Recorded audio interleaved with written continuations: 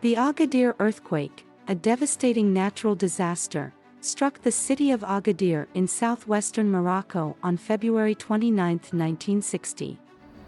Measuring 5.7 on the Richter scale, its impact was magnified by the shallow epicenter and the city's vulnerable structures. The quake lasted only 15 seconds, but its force was catastrophic, flattening Agadir's oldest districts, including the Kasbah, and causing widespread destruction across the city. An estimated 15,000 people, about a third of Agadir's population, perished, with thousands more injured and homeless. The disaster prompted a swift international humanitarian response, with countries worldwide sending aid to assist in rescue and recovery efforts. In the aftermath, the Moroccan government undertook a massive reconstruction project, opting to rebuild Agadir on a different site with improved urban planning and stricter building regulations to enhance earthquake resilience. The Agadir earthquake remains one of the deadliest earthquakes in Moroccan history and served as a catalyst for significant changes in the country's disaster preparedness and urban planning policies.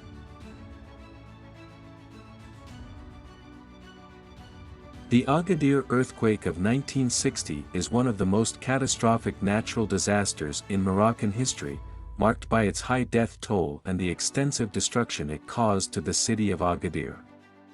Here's a detailed account of the event and its aftermath.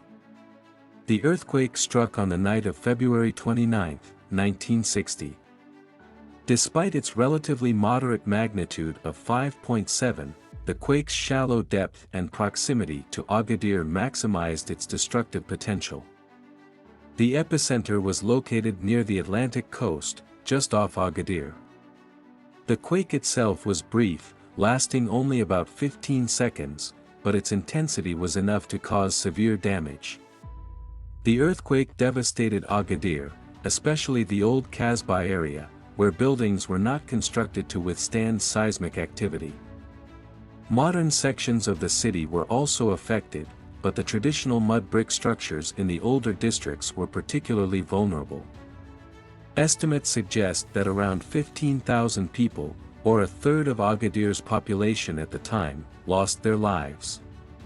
The quake also left approximately 35,000 people homeless and destroyed around 70% of the city's buildings. The disaster prompted a swift international response, with countries around the world sending aid to assist in rescue operations and support the survivors. Moroccan authorities and international teams worked together in the search and rescue efforts. Following the quake, the Moroccan government decided to rebuild Agadir on a safer site nearby, employing modern urban planning principles and stricter building codes to enhance earthquake resistance. The new city layout was designed to minimize future earthquake risks. The Agadir earthquake had a profound impact on Morocco's approach to disaster management and urban planning. It led to the establishment of more rigorous construction standards nationwide and spurred discussions on earthquake preparedness and response strategies.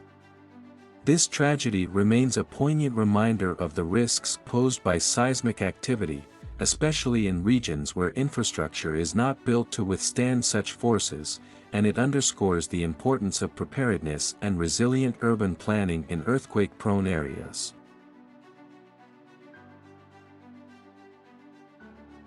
Rapid reconstruction, the speed and determination with which the Moroccan government decided to demolish the remains of the old city and rebuild Agadir from scratch were quite extraordinary.